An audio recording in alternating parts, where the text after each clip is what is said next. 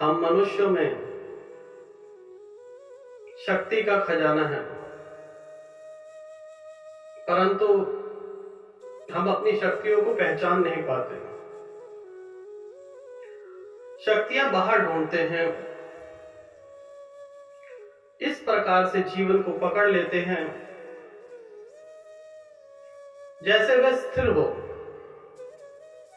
और यही स्थिरता मनुष्य का दुख का कारण बनती है। हम मनुष्य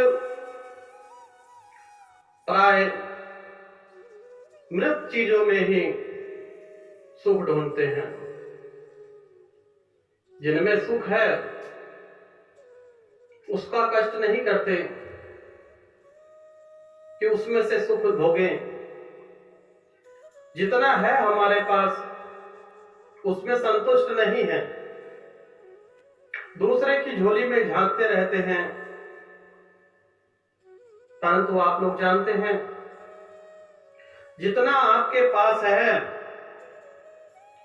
आप संतुष्ट नहीं हैं, परंतु दूसरा व्यक्ति आपसे संतुष्ट है। आप आगे बढ़ना चाहते हैं, आपका नीचे का व्यक्ति आपके बराबर पहुंचना चाहता है। कभी ध्यान लगाना,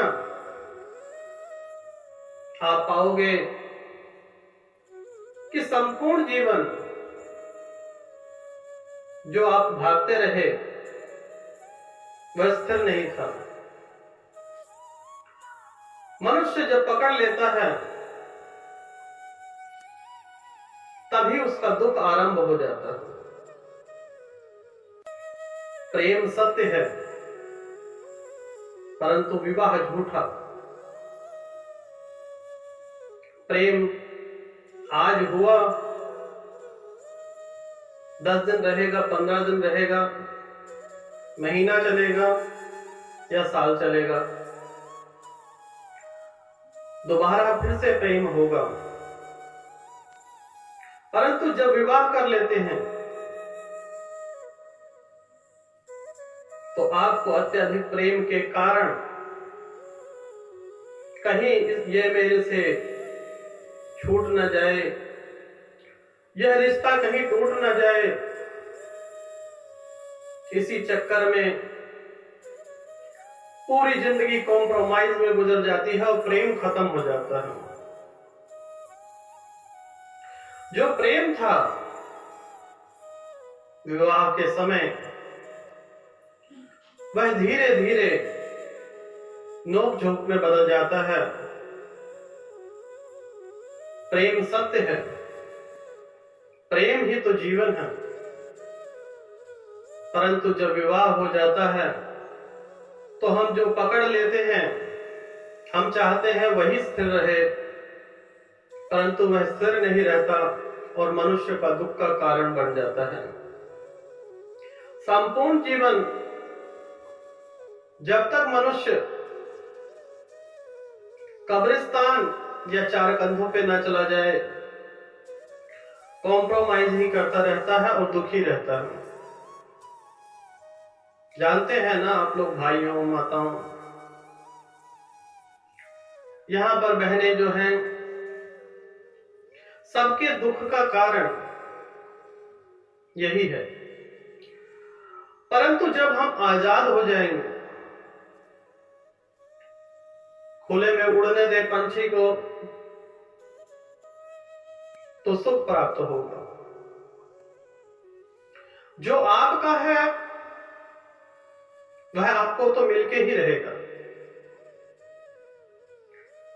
परंतु मनुष्य के दुख का कारण यह है, बचपन आया, वह सोचता है कि बचपन सारी जिंदगी ही रहेगा।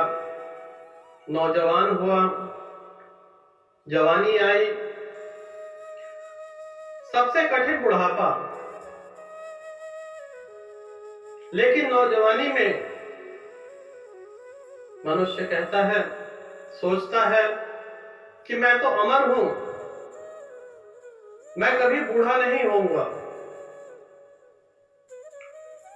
परंतु जो संसार का चक्र है बालावस्था से शुरू होता है, वृद्ध अवस्था में जाके खत्म होता है और मृत्यु आती है। यह सत्य है, परंतु मनुष्य इसे झुठलाता है। बाल सफेद हो जाते हैं, डाई कर लेगा। दांत टूट जाते हैं, नकली दांत लगवा लेगा। घुटनों से चलना बंद हो गया है, नकली घुटने लगवा लेगा। निरंतर वह कार्य करता ही रहेगा। परमात्मा को दिखाएगा कि मैं अभी जवान हूं, घबराता है। यही कारण है मनुष्य के दुख का, और संपूर्ण जीवन दुखी रहता है। जो सुखी रहना चाहते हैं वह अपने आप को पहचानेंगे, अपने आध्यात्म को पहचानेंगे। जब तक मनुष्य अपने आप को नहीं पहचानेगा, संपूर्ण जीवन दुखी ही रहेगा। यही दुख का कारण है और यही सुख का भी कारण है। मैं ये नहीं कहता कि आप विवाह मत कीजिए, प्रेम मत कीजिए, सब कुछ कीजिए, परंतु किसी को पकड़ के ना रखें। जिससे आपकी शादी हुई है, जो आपकी धर्म पत्नी है, अर्धांगिनी है, वह आपके साथ ही नोक झोंक तो सारी संपूर्ण जीवन चलती ही रहेगी। परंतु यह ना सोचे कि यह प्रेम दिन ब दिन बढ़ेगा, बढ़ेगा, घटेगा, चलता ही रहेगा। लेकिन मनुष्य की जो सोच है, दुख का जो कारण है, जो हो गया उसे पकड़कर बैठ जाता है, वही सोचता रहता है, कल्पना में जीता रहता है कि अब वैसा क्यों नहीं हुआ। मनुष्य अमीर है, कभी गरीब भी हो सकता है। वह मनुष्य सुखी रहेगा जो इन सब चक्रों से ऊपर हो जाएगा। आप अमीर हैं, महल में रह रहे हैं, उसमें सुख प्राप्त कीजिए। कभी आपको झोपड़ी में रहना पड़े, उसमें भी सुख प्राप्त कीजिए। आज आपको अनेकों पकवान खाने को मिल रहे हैं, उसका आनंद लीजिए। कल को सूखी रोटी मिले, उसका भी आनंद लीजिए। हो सकता है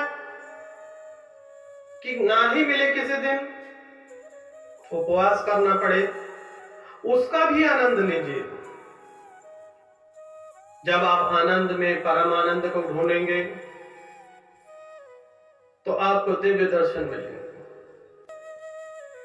लेकिन जो झूठ है, जो असत्य है, अगर उसे पकड़ के रखेंगे तो संपूर्ण जीवन रोते ही रहेंगे,